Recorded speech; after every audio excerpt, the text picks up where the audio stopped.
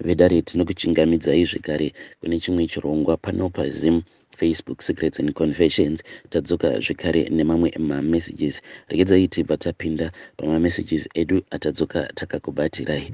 Message edu yekutanga yakamira sekudai so: hanzi makadiri zvenyu mukoma Nashi, can you please hide my identity as well as my age? Inini mukoma ndiri mudzimai ane makore name hidden. Ndikuda kuti ndinge ndichireururawo. Inini chekutanga chandinoda kukuudzai mukoma Nashi ndechekuti Mwari variko, ende Mwari zveshuwa vanokwanisa kutoshandura upenyu hwako, zvekuti vanhu vaya vanenge vachikuzivira mabasa ako kana vakazoziva kuti Mwari vakachinja upenyu hwako, vanhu vanokwanisa kutoshaya kuti ko chii chakambonyatsokuitika kwauri. Those are God's blessings. Inini mukoma ndakati ndakateerera confession yeumwe mukadzi uyo akati iye akamboenda akatanga kuita zvekupota achitengesa muviri wake kuma-avenues. Neniwo mukoma ndakaitawo zvinhu zvakaita sekudaro. Ndainge ndichidzidza pagirls high, so I don't know kuti is it because a lot of sugar daddies vanotaimira zvekare nekutora advantage of that proximity iyo yekuti girls high iri in an environment yekuti a lot of people they just pass through that area. Saka neniwo I fell into that trap because usually in our days apo pandainge ndichiri pagirls high taitoti paya kana tabuda panze waitoona mashuga daddy vakatopaka, they were not even ashamed of themselves. Waitovaona vamwe vacho vanenge vakatogara pamabonnet emotikari dzavo, then pakuzobuda paya paya vamwe vanenge vachitokudaidza kumotikari kwako,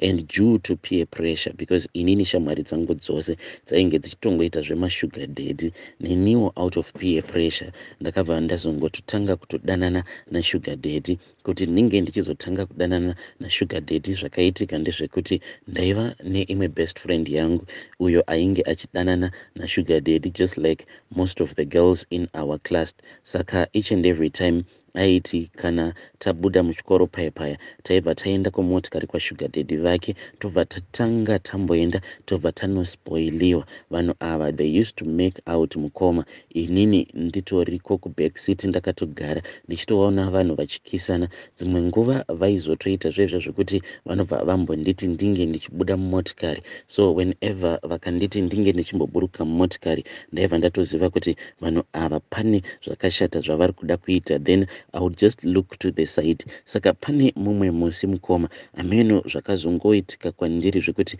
I just wanted to see kuti vanhu ava what are they doing, even though motikari yacho yainge iine matinted windows. Saka ndakabva ndazotenderera ndokubva ndazoenda to the front of the car, ndokubva ndaona kutoti yo these people vari two vainge vachitoita bonde vakagara kufront seat, iye shamwari yangu ainge akagara pamusoro pemakumbo ashuga daddy vaya vaya. Saka zvinhu zvekuti zvakabva zvandirovesa nehana. From there on mukoma mafeelings aya awo andainge ndava nenguva ndichingomaita control, ndakabva ndaona kuti I had now lost control over my feelings. The next time around takati tiri mumotikari kudaro, then shuga daddy vaya vaya vainge vachingogara vachingonditarisa nekamwe kaziso kaya kainge kasitombori normal at all.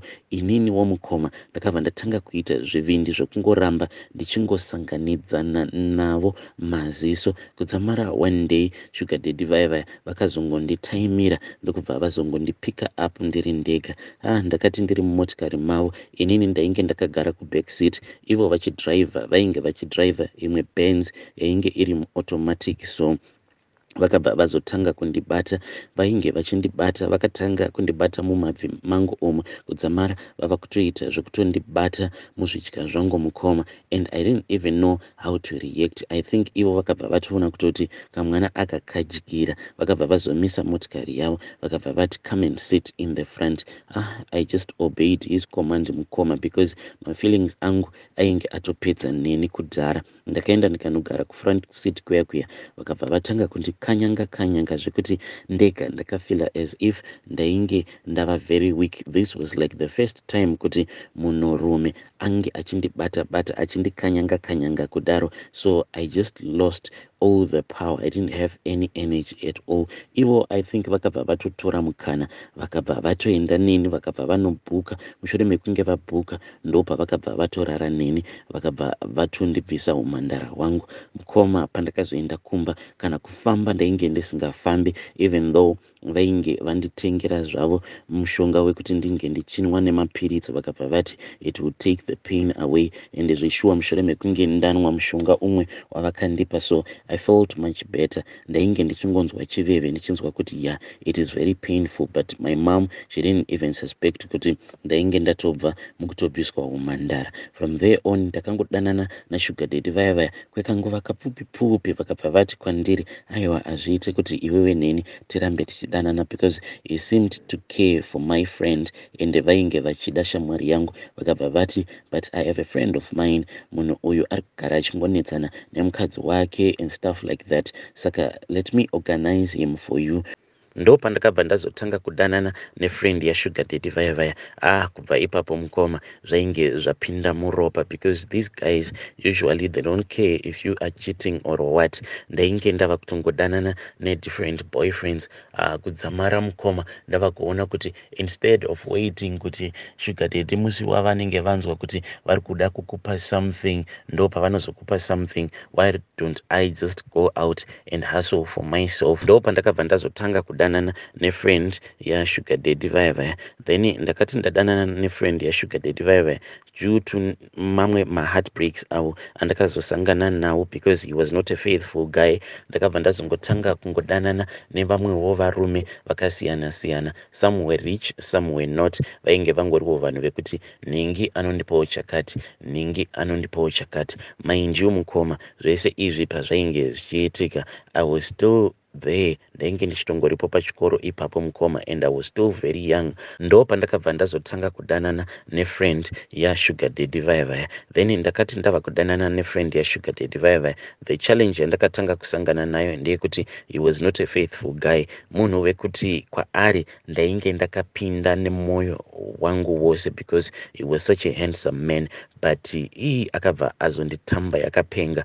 Munhu ainge aine multiple girlfriends, and ndakabva ndazotonzwa marumors ekuti kana akagara akuitisa pamuviri anobva akumanikidza kuti unge uchizoita abortion. Izvozvo ndo zvandainge ndisingadi. Ndikabva ndati let me just dump this guy. But munongoziva kuti kana wagara wapinda murudo nemoyo, kuti munhu uya ange achizobuda mumoyo mako, it will be very challenging. Saka ndakazotanga kungozvihila nekudanana nevamwe varume. Some of them they were rich, some of them they were not. Those that were not rich enge ingori nhau yekuti ndinoziva kuti on a monthly basis munhu wangu uya anondiitirawo chakati nechakati.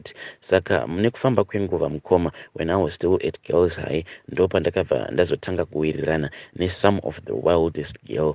Kutori nevamwe vasikana avo vataitozivira kutoti kana vachitobva kuchikoro vanotombodarika nekumavenues. Vanhu vekutoti vaitouya kuchikoro vakatowandisa dzimwe hembe, some of the clothes dzekutoti kana munhu akadzipfeka nyangwe mutauni chaiko like kudhara vanhu vaiwanzokurova. Let's say kana vakakuona wakapfeka tumwe tuhembe tuya tunenge tusingaiti. It was during those days yekuti mawindi aitonzi aitobvarurira, angava ari mukadzi anenge akapfeka hembe dzisingaiti, ingava iri sketi yake, vachimuti enda unopfeka, kana uchida kungofamba wakashama chifamba wakashama.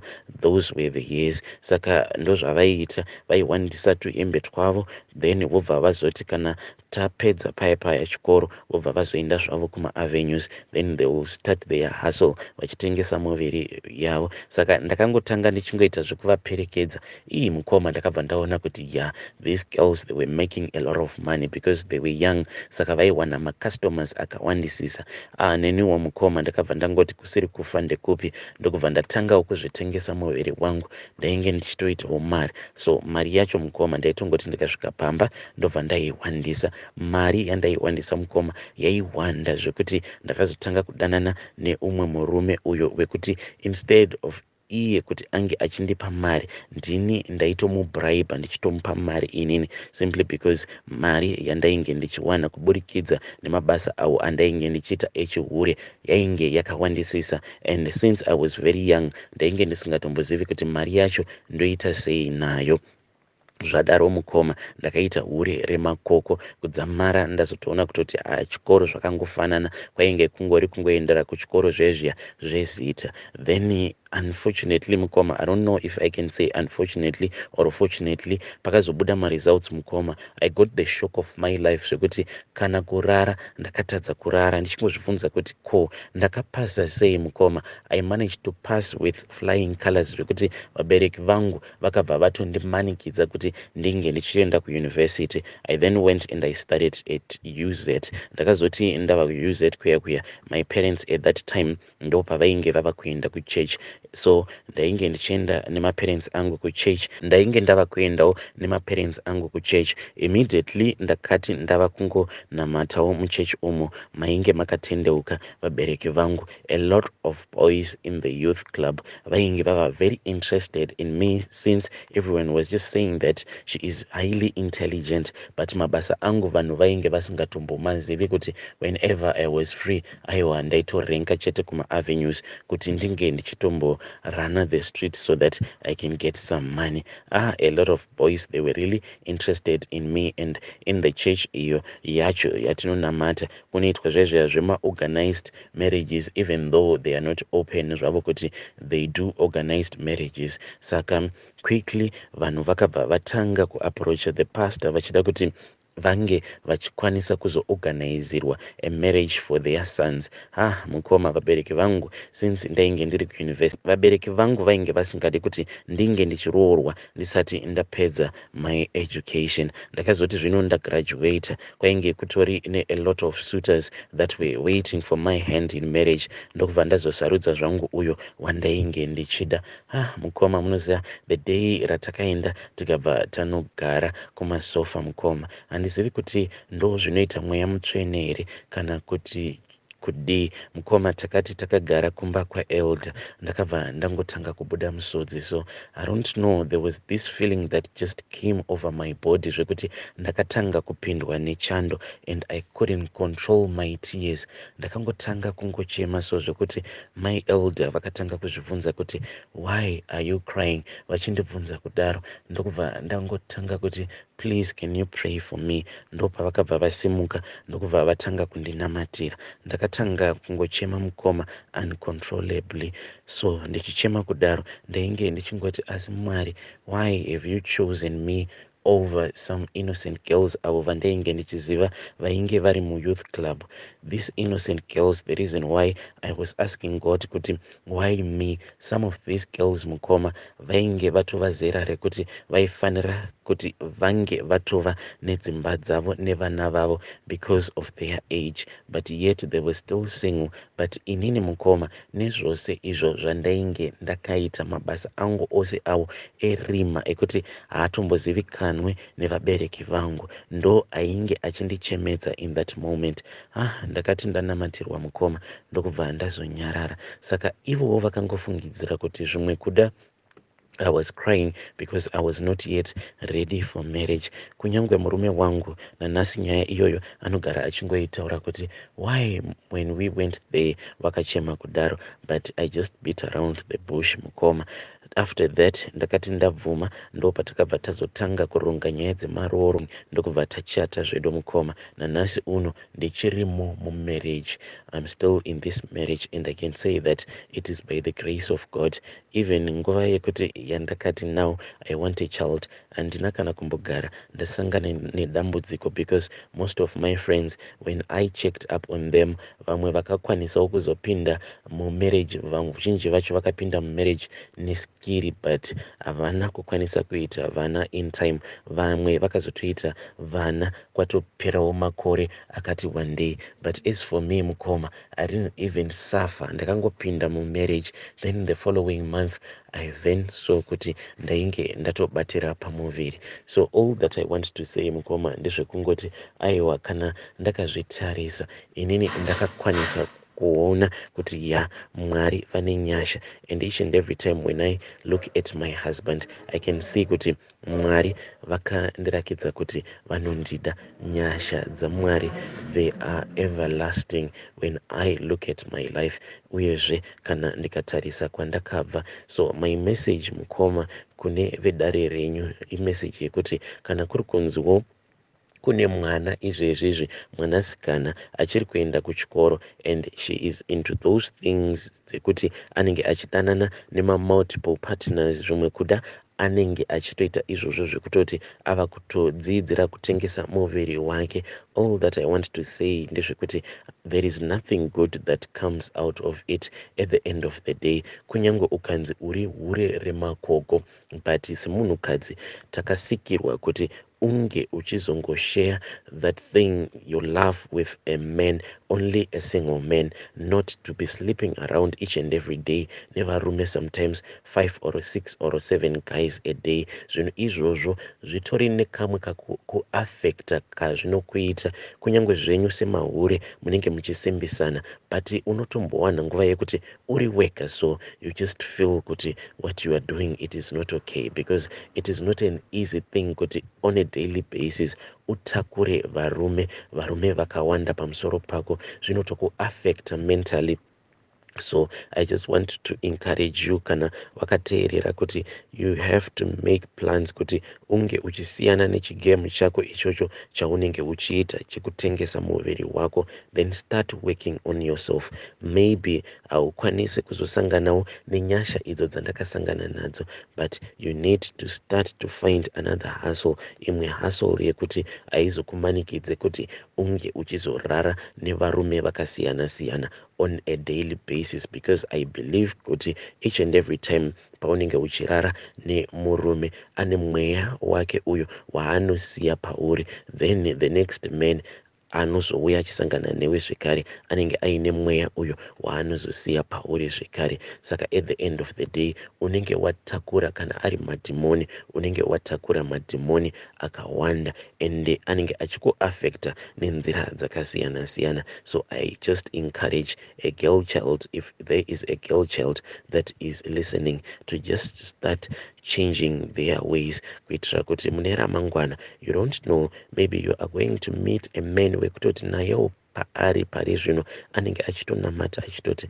Mwari ndiri kukumbirawo kuti munge muchizondipawo mukadzi, ende kana mazondipa mukadzi iyeye, I want to love that woman for the rest of my life. Saka zvimwe kuda iwewe Mwari anenge atokusarudza, but zvaunenge uchiita pari zvino zvinokwanisa kuzokuaffecta mune ramangwana kana wazopinda mumarriage mako, because nyangwe inini mukoma, even though I found God's grace, but nditori nemamwe maareas andinotoavoida kana tiri kumusha inini nemurume wangu, because I know kuti I have some friends vachitorimo muchigemu ichocho, so I do not want them close to me or close to my husband, because I am afraid of my past. Hey, vedare ndo message iyo yandakatumidzirwa ichibva kuna vahanzvadzi vedu. Kana kuri kunziwo wakamboitawo basa iroro rekutengesa muviri wako, please come to my inbox, then obva wazotiudzawo kuti chii chakakonzeresa kuti unge uchizopinda hanzi muchigemu, vahanzvadzi vedu hanzi muchigemu ichocho chekutengesa muviri. Then you just give us your own story so that tinge tichizo understanda.